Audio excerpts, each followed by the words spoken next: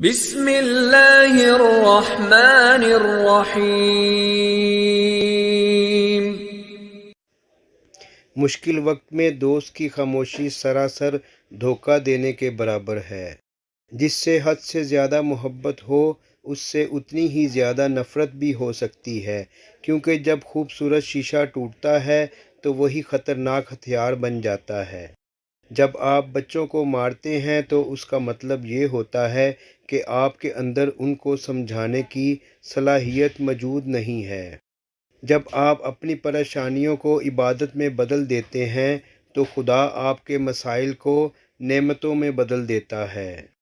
اگر لوگ صرف اپنی ضرورت کے وقت ہی آپ کو یاد کرتے ہیں تو برا مت مانیے، کیونکہ چراغ کی یاد تب ہی آتی ہے جب اندھیرا ہوتا ہے۔ جو دوست تمہارے مشکل وقت میں کام نہ آئے اس سے بچو، کیونکہ وہ تمہارا دوست نہیں بلکہ سب سے بڑا دشمن ہے۔ یہ دنیا بھی کتنی عجیب ہے، ایماندار کو بیوقوف، بے ایمان کو عقل مند اور بے حیا کو خوبصورت کہتی ہے۔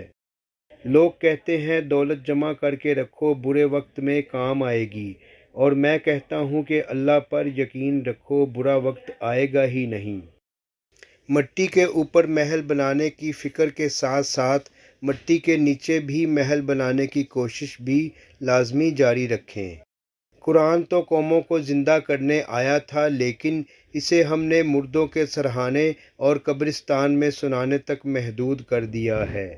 ہم نے اپنے گھروں کے اندر قرآن مجید کو مقدس سمجھ کر اتنا اونچا رکھ دیا ہے کہ اب وہاں تک ہمارا ہاتھ ہی نہیں پہنچتا۔ سچ کو تو دیکھو، جتنی دیر میں یہ جوتے پہنتا ہے اتنی دیر میں جھوٹ آدھی دنیا گھوم کر آ جاتا ہے۔ مرد اگر دیندار ہو جائے تو دین گھر کی دہلیز تک پہنچ جاتا ہے، اور اگر گھر کی عورت دیندار ہو جائے تو دین نسلوں تک پہنچ جاتا ہے۔ کائنات میں کوئی اتنی شدت سے کسی کا انتظار نہیں کرتا جتنا اللہ اپنے بندوں کی توبہ کا کرتا ہے، اور زندگی کا سب سے بڑا رزق توبہ کیے بغیر سونا ہے۔ دوستی کرنا اتنا آسان ہے کہ جیسے مٹی پر مٹی لکھنا، لیکن دوستی نبھانا اتنا ہی مشکل ہے کہ جیسے پانی پر پانی لکھنا۔ جب سے لوگ بزرگوں کی عزت کم کرنے لگے ہیں تب سے لوگ اپنے دامن میں دعائیں کم اور جسم میں دوائیں زیادہ بھرنے لگے ہیں۔ کچھ رشتے کرائے کے مکان کی طرح ہوتے ہیں، انہیں جتنا مرضی سجا لو، چمکا لو اور دیکھ بھال کر لو، وہ کبھی اپنے نہیں ہوتے۔ اگر کوئی مجھ سے محبت کرے یا نفرت، یہ دونوں ہی میرے حق میں بہتر ہیں، کیونکہ اگر نفرت کرے گا تو میں اس کے دماغ میں بس جاؤں گا، اور اگر محبت کرے گا تو میں اس کے دل میں بس جاؤں گا۔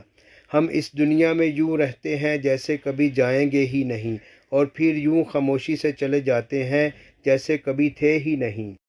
5 چیزیں کبھی بیان نہ کرو۔ 1 بے تحقیق بات اپنی زبان سے۔ 2 اپنی خوبیاں۔ 3 کمزور کے سامنے اس کی کمزوری۔